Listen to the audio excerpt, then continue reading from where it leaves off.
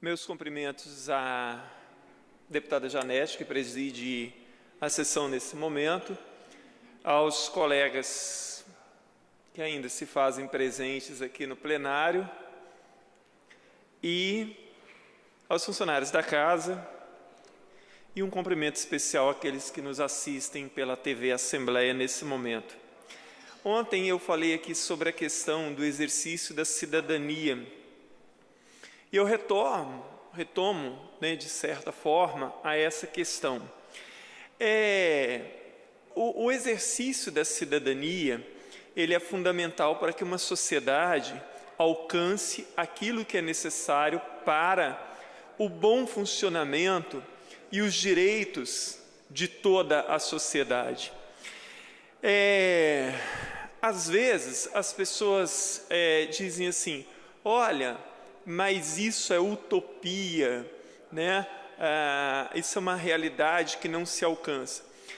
O termo utopia, ele é um termo grego e que vem da ideia de uma sociedade imaginária ou inatingível, ideal. Então, ao longo da história da humanidade, a utopia sempre foi fundamental, porque foi guiado por sonhos de algo muito melhor, de algo ideal, que as pessoas, ao longo da história da humanidade, perseguiram metas e objetivos para tornar a vida dos seres humanos melhor, a vida da sociedade melhor. O pensador português Boaventura de Sousa Santos, ele tem um texto que tem como título, Por favor, não matem a utopia, que é muito interessante, onde ele justamente fala sobre isso, a importância da utopia para que a gente consiga melhorar a sociedade, para que persigamos objetivos fundamentais para uma vida melhor, uma sociedade melhor, pessoas melhores. E a política, ela tem tudo a ver com isso. O tempo inteiro as pessoas estão dizendo, e cresce, os chavões, e eu acho que aí eu não sou daqueles que demonizam a imprensa, mas a imprensa tem uma culpa nisso, porque ela enfatiza demais o negativo o tempo inteiro, então passa a ideia o tempo inteiro para a sociedade que na política ninguém faz nada, que todos os políticos não trabalham, que na política só tem gente que não presta, e isso é muito ruim, porque isso desestimula a sociedade a participar e ver que não é verdadeiro isso, que há diferenças, que existe muito político ruim, que existe muita podridão na política, isso é inegável. Mas que existem pessoas boas na política também, existem pessoas sérias, pessoas que trabalham.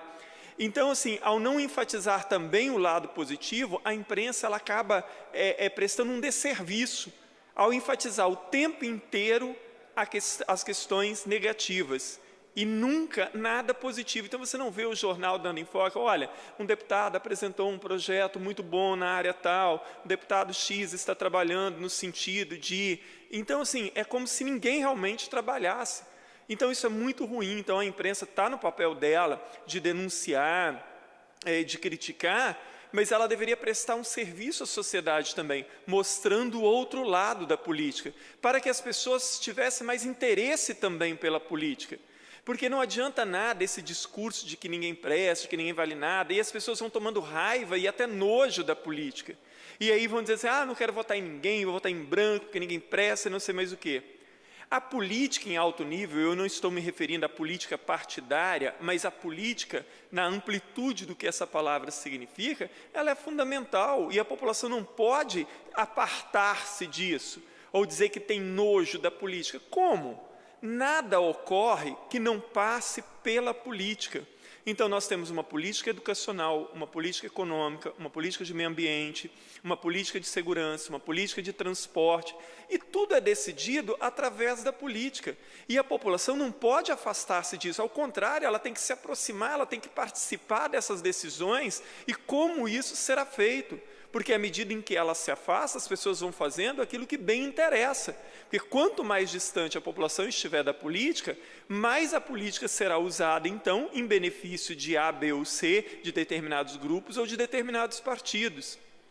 Então, diante dessa situação, e agora que nós nos aproximamos de mais uma eleição, é fundamental que a população saia desse clichê, desse lugar comum, desse discurso batido: eu não quero participar, vou votar em branco, ninguém presta, ninguém vale a pena, e faça ao contrário disso.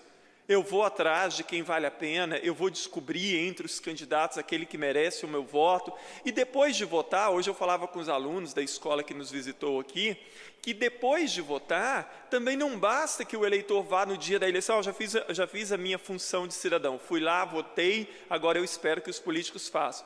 Claro que as pessoas, quando votam, elas esperam que os políticos façam efetivamente, mas ela precisa acompanhar, ela precisa cobrar de tal forma que façam efetivamente.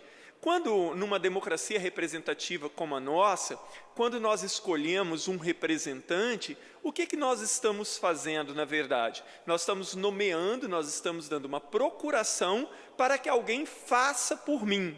Assim, de uma forma simplista, é como se eu estivesse contratando, através do meu voto, alguém para trabalhar para mim. Não necessariamente para mim, mas para a coletividade, né? Nunca um político vai trabalhar para um indivíduo, né? Vai trabalhar pela coletividade.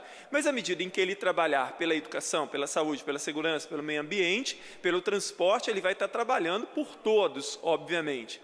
Então, se eu nomeio alguém para trabalhar para mim, eu tenho que observar esse trabalho, para ver se ele está fazendo bem feito, se não tiver, para chamar a atenção, para cobrar dele. Semelhante ao fato de que, se você estivesse contratando alguém para trabalhar na sua casa, ou num empreendimento que você tivesse, o que você faria? Você escolheria o melhor ali, através do currículo, e depois você ia tomar conta do trabalho dele, para saber se ele está trabalhando direito. E se não trabalhasse, o que você vai fazer? Vai demiti-lo. Então, o político seria a mesma coisa. Você escolhe, essa é a primeira tarefa do cidadão. Depois você precisa acompanhar isso e cobrar, para que você saiba exatamente quem é quem e o que as pessoas efetivamente estão fazendo. E é através do voto que você pode demitir um político também. Então, se hoje, por exemplo, há uma dificuldade, depois de escolhido e eleito um político, a sociedade tem dificuldade de cassar o mandato desse político. Mas ela pode cassar através do voto na próxima eleição. E esse é o grande trunfo da sociedade. E eu tenho dito, doutor Hércules, muitas vezes, que na sociedade brasileira a população ainda não entendeu o verdadeiro valor do voto, né? Porque é através do voto, sim, que eu posso fazer isso. Agora, o que a gente tem observado também muitas vezes é que parte da sociedade, ela critica a tudo e todos, mas ela também não faz a sua parte.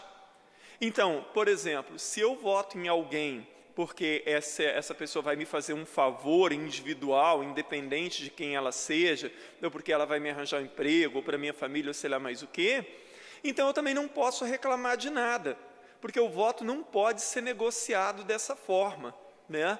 Então, quando a gente aponta, assim, olha, porque lá em cima nada funciona, né? O legislativo não funciona, o executivo não funciona, o judiciário não funciona, nada funciona, mas a sociedade precisa funcionar.